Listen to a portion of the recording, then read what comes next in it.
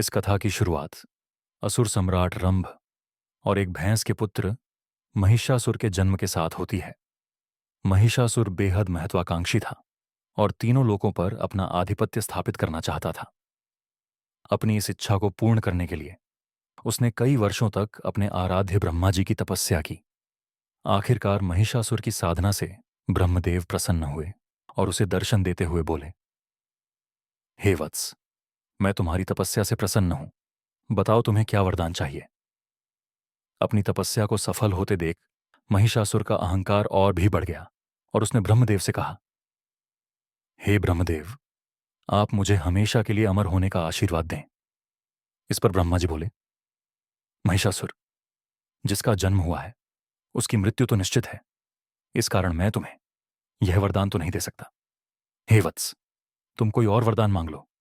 इस बात को सुनकर महिषासुर ने कहा कि अगर आप मुझे हमेशा के लिए अमर होने का वरदान नहीं दे सकते तो फिर मुझे यह आशीष दें कि कोई भी देवता, गंधर्व, पुरुष या फिर जानवर मेरा वध नहीं कर पाएगा।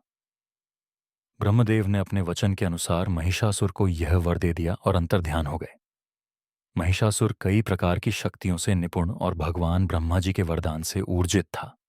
इस कारण उसे पराजित करना लगभग नामुमकिन हो गया। इसके अलावा वह कोई भी रूप धारण कर सकता था और उसकी सेना भी पूरी सृष्टि में सबसे ताकतवर थी। अपनी शक्ति के घमंड में चूर महिषासुर का अत्याचार धीरे धीरे सभी सीमाओं को लांघने लगा। अपने तीनों लोकों पर विजय पाने के लक्ष्य को पूरा करने के लिए उसने सबसे पहले धरती पर सभी प्राणियों को प्रताड़ित करना शुरू किया। उसकी क्रूरता और नरसंहार से पूरी धरती कांप गई। धीरे धीरे महिषासुर के अनाचारों का अंधकार स्वर्गलोक तक भी पहुंच गया और वहां उसने देवताओं पर भी आक्रमण कर दिया। यह अंधकार इतना घना था कि सभी देवगण इसकी चपेट में आ गए और हर तरफ हाहाकार मच गया।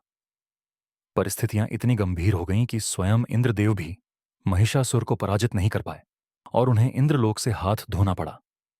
हर ओर निराशा, लाचारी और शोक के बादल छा गए। ऐसे में देवताओं ने त्रिदेवों की शरण में जाने का फैसला किया। सभी को केवल किसी चमत्कार की प्रतीक्षा थी। भगवान शिव, भगवान विष्णु और ब्रह्मदेव के समक्ष सभी देवता हाथ जोड़कर खड़े हो गए और अपनी रक्षा की गुहार लगाने लगे। किंतु त्रिदेव भी ब्रह्मदेव के वरदान के समक्ष असहाय महसूस कर रहे थे। लेकिन यह समस्या इतनी गंभीर थी कि अगर इसका कोई समाधान नहीं निकाला जाता तो महिषासुर सभी देवताओं का अस्तित्व ही खत्म कर देता। ऐसे में काफी समय तक चिंतन करने के बाद त्रिदेवों को यह बात समझ आई कि महिषासुर का वध कोई देवी ही कर सकती है। इसके लिए ब्रह्मा, विष्णु और महेश ने एक एक कर अपनी ऊर्जा को ब्रह्मांड में उत्सर्जित किया। इस ऊर्जा के मिलन से एक दिव्य आदिशक्ति की उत्पत्ति हुई, जिन्हें मां दुर्गा के नाम से पूजा गया। इसके बाद सभी देवताओं ने आदिशक्ति को अपनी शक्तियां प्रदान की। देवताओं को महिषासुर की अपार ताकत का ज्ञान था, इसलिए उससे युद्ध करने के लिए उन सभी ने मिलकर सुदर्शन चक्र, कमंडल, तीरों से भरा तरकश, कालदंड, वज्र, कुल्हाड़ी, तलवार और त्रिशूल जैसे कई शस्त्र प्रदान किए।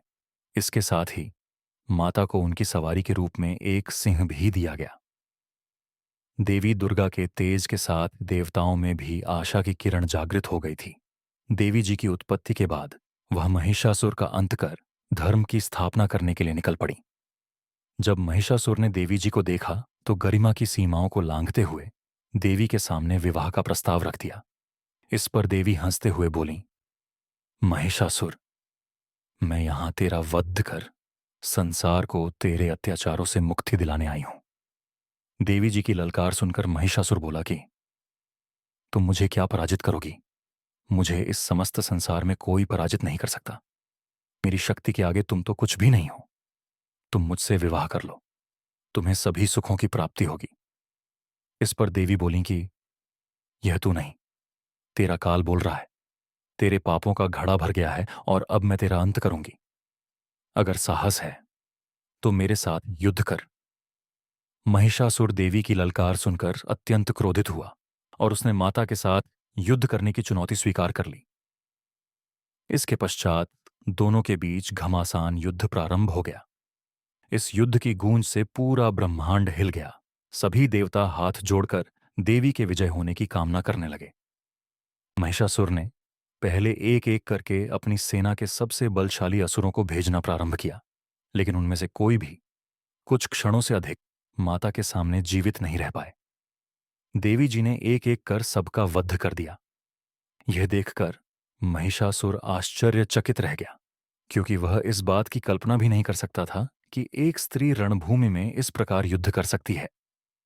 इसके बाद उसके क्रोध की अग्नि और भी भड़क गई और उसने अपनी पूरी सेना को मां से लड़ने के लिए भेज दिया।